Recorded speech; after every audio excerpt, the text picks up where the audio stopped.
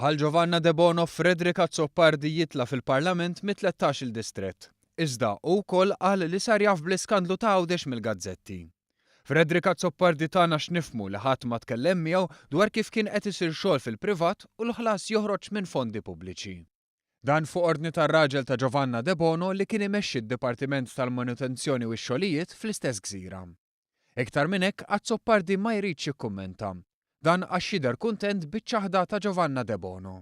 L-ewwel darba li smajt bil-każ ta' Giovanna De Bono kien minn fuq il-Malta Today. Każ ta' Giovanna De Bono mhux tatkom risposta issa nistennew x'ikun. Sir taf bih. Għawdex huwa post żgħir u ħafna drabi l-affarijiet ikunu magħrufa. Però anke s-Segretarju Ġenerali tal-Partit Nazzjonalista Chris Said qal li ma kienx jaf b'dawn l-allegazzjonijiet u żied li sar jaf bihom mill-gazzetti. Xi ħaġa li qal ukoll il-kap tal-Oppożizzjoni Simon Busuttil li quddiem allegazzjonijiet mill-iktar serji fuq waħda mid-deputati tiegħu qed jażel li jistenna.